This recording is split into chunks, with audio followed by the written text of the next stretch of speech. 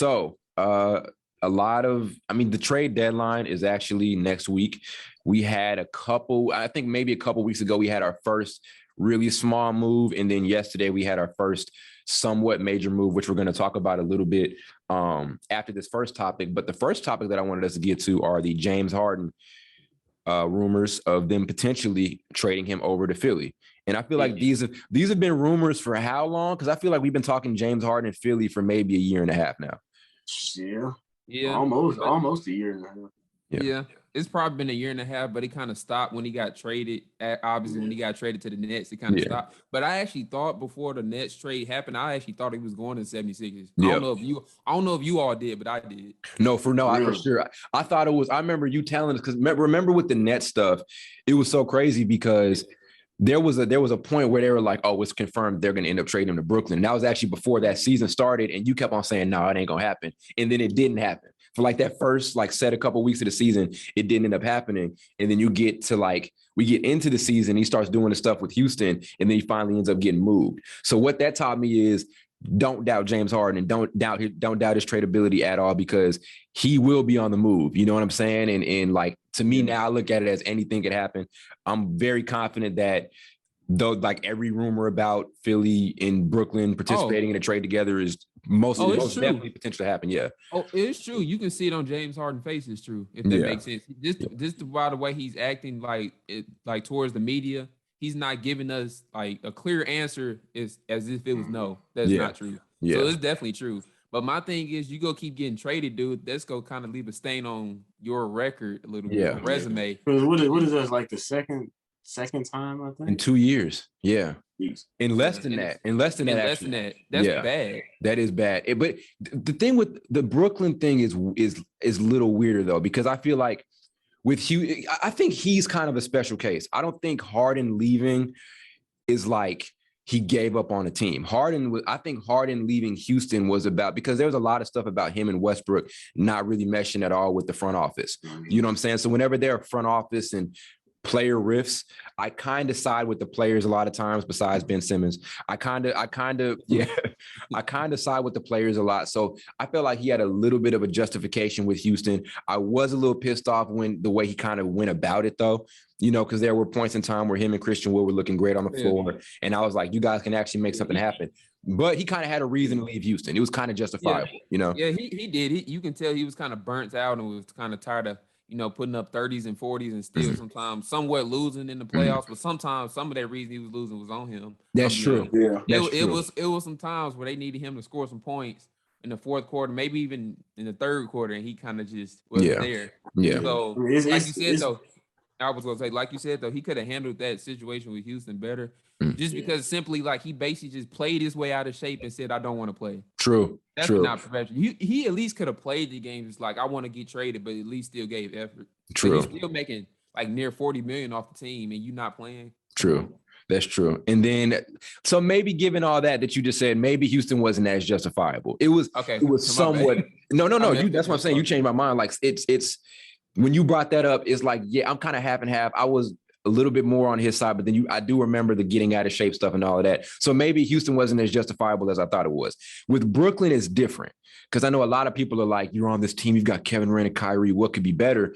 But then you kind of look at his situation and you got the Kyrie thing, with him kind of being in and out of the lineup. And I remember talking to Carl about this actually like maybe a year or something ago, just about Kyrie, and then saying, if you've got a guy who's just in and out of the lineup like that, that's going to piss teammates off. Whatever the situation is, whether you agree with them or not, when you just have that dynamic, you can see why other guys are going to get mad because it's just hard for them to find their rhythm and all of that. We know rhythm finding has been an issue for James Harden this season, so there's that entire thing. Then there's the Kevin Durant thing and him just not, him and his health and all of that. So I can see why Harden's disappointed because there's been so much dysfunction with Brooklyn this like last year and a half since he's been there, so like I said, I can see why he'd want out, so like I said, when we look at it on paper, the point that this guy's going to end up potentially being on 3 teams in a matter of a season and a half is going to look bad. But then you kind of dig a little deeper. You're like, yeah, okay, I guess there's a little bit of a justification behind that. A little bit. There's more justification for him wanting to leave here in Brooklyn relative to Houston, but there's a little bit of a reason. Yeah. It's definitely justification because you really think about it. Kyrie's supposed to be there. He's not there for certain other reasons. Yeah. I know some teammates probably respect it, but they mad at the same time. Yeah. I think most of them are probably kind of like, okay, dude, let's just come on, just get your, get the stuff you need to do. Yeah. Because like I said, it is like whether we can agree on, well, it's not about agreeing with his stance, but you can see, I don't care what the situation is. When you have a guy who's just in and out of the lineup and he's such a key player, it's just, naturally it is going to piss other dudes off. It's not about, it isn't about the vaccine or whatever. It's literally about, look, man, you're not here. You know what I'm saying? And how do we expect to find rhythm? And we are. Right. Yeah. I swear they probably forgot that, okay, he's not there because of the vaccine. They probably be thinking of, why he not here? Oh, yeah, the vaccine. Right. Because I'm sure I probably, if I was on that team, I'd be forgetting why he's not there. I'm going to be honest. Yeah. I would too. Yeah. And I think I'd be asking questions too. So. Yeah. So you can see why it's making Harden mad. You know what I'm saying? So I can see it. And also too, and there's a lot of stuff to the, when it's speaking to the Philly and Brooklyn move, like obviously you asked the question, who is Brooklyn going to end up getting back? Obviously it's going to be James Harden or obviously going to be Ben Simmons. The question is, I feel like this trade benefits Philly way more than it benefits Brooklyn because I think so too. Yeah, like with Philly, we know you're going to get that shit. James Harden is the ultimate offensive weapon. You know what I'm saying? He's automatically going to make your offense 115 times better. So all of the playmaking issues and all of that stuff goes out the window when James Harden is there, with Joel Embiid and all of that, regardless of if they end up having Therese Maxey and those guys back in that, back with even after that trade happens. With Brooklyn, how much value do they see in Ben Simmons and how much better does he make them as a team? You know what I'm saying? I think it's kind of a weird fit, to be honest with you. Because I guess he could replace some of that playmaking that Harden, but he won't really replace that scoring. Yeah. So I don't know. I think Harden and Philly would probably fit better, especially him and Embiid, if they keep Tobias Harris. Yeah. I don't know if they will. Y'all think they would probably include him into the? If they include him, there'll be a deal. If they include him and Simmons, there'll be a lot of people Brooklyn's going to end up giving up. So I think it's just going to end up being Simmons. I think it's going to end up being Simmons and some young pieces. So maybe Therese Maxey and all of that for James Harden. But like I said, even so, as I said, what benefit does Brooklyn get from that? They're not a horrible defensive team. I think they're like top. They're first like top half of the NBA defensively. They're not great, but they're okay, and they do have good defensive bodies. They're good enough. Yeah, they're good enough, especially considering the offensive options they have.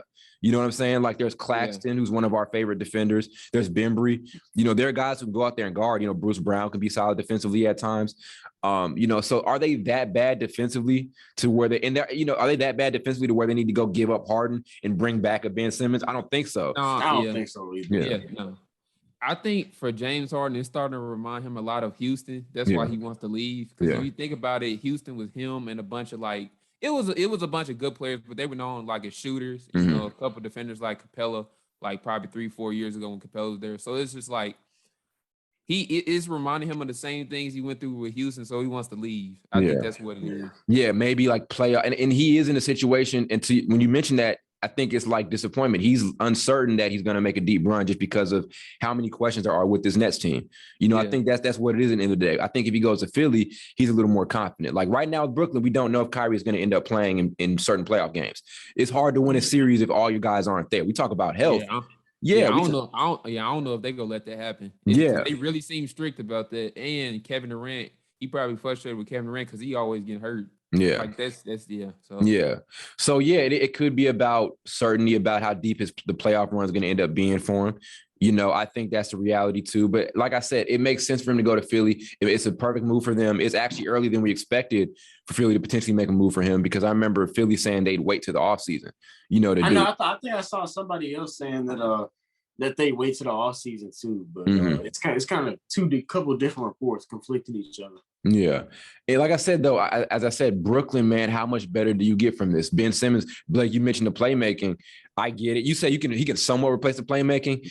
Yeah, to a certain extent. I think he can do a little, at least I don't know about a little bit better, but I think at least as good or definitely not as good. Yeah, because I think the issue is the half-court stuff. Ben Simmons is horrible in the half-court. You know what I'm saying? Half of being a playmaker is your threat of scoring. Yeah. In a way. Facts. when you don't have a threat of scoring, your playmaking is limited. Yeah. Substantially, you know. So like, and like I said, even if we're not asking him to score, right? Let's say he's not a dude who's going to orchestrate your offense in a half-court setting. He's just not going to do it. You know, he's not going to run a ton of pick and rolls. We've never really seen Ben Simmons run pick and rolls with anybody. Nor does he really. Nor does he really need to. Yeah, like we just haven't seen that happen. And how does that mess up the dynamic with Claxton? You know, how does that affect his productivity and all that? So I don't think it should happen at all. I don't think Brooklyn gets that much of a benefit from bringing him in. You know what I'm saying? I just don't. It's hard. Like Simmons, and I think Simmons, people are asking if Simmons is even going to play if he goes to Brooklyn. I think he's going to play because I think he's honestly at a point in time where he's just like anywhere better, anywhere not named Philly is good for me. Like I think that's where he's at with it. But like I said, at the same time, I just don't know what benefit. It sounds good, but I don't know what benefit Brooklyn receives from it because, like I said, it doesn't fix the Kyrie thing where Kyrie's going to be in and out of the lineup, in the playoffs or whatever. It doesn't. You can get better defensively, but like I said, how much great defense and the certainty of having Kevin Durant every night is it going to take you to the finals with how deep the East is right now? You know what I'm saying? Especially with Kyrie missing every other game. Exactly. And you just left with Ben Simmons and whoever else you got. Right. And then Kevin Durant. And like I said, is that a team? Is Ben Simmons and Kevin Durant? Because we know what we're 100% sure.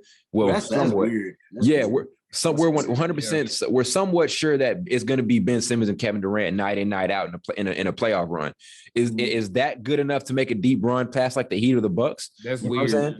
That's weird. That's a weird duo. Ben Simmons can't score, and you're just gonna leave it up to KD. Yeah, like you go from having and like I said, there are going to be some nights where Kyrie's there, but just having him be inconsistent in that lineup isn't a great thing at all.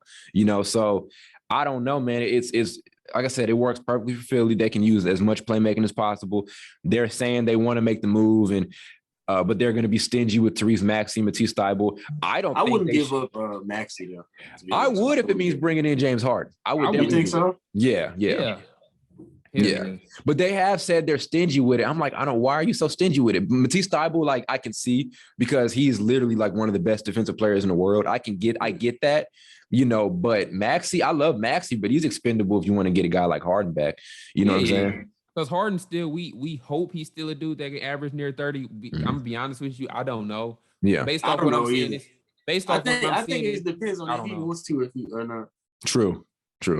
And maybe it could be an energy boost for him going to another team. Maybe this whole season he's just literally been affected with how dysfunctional this team is. Maybe that's what's been pissing him off the entirety of the year. Oh yeah, probably why output's been. That's definitely a reason because you signed away on this trade to go to Brooklyn. Oh, you thinking? Oh, we about to win? This is how you're thinking? I'm gonna tell you. I'm gonna give you some insight. People saying that's a guarantee. I'm gonna give you an insight. He said, "Man, I'm about to get traded to the Nets. We about to win by 3 or 4 rings.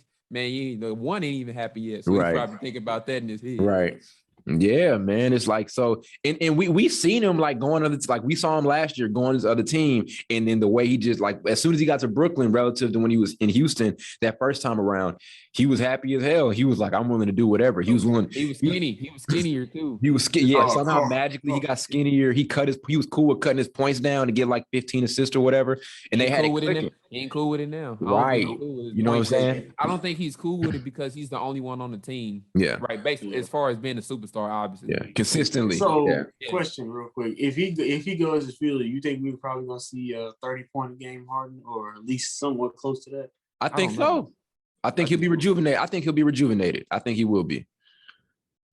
Yeah. I hope so. I just don't know based off what I'm seeing from Brooklyn. But maybe the only reason I'm seeing that is because he might not be as interested as we might think. That's what I'm saying. I don't know if we think he's interested actually. Yeah. I don't know. I can't tell. Just by the way his demeanor, he's not showing his normal demeanor on the court when he's scoring. Yeah.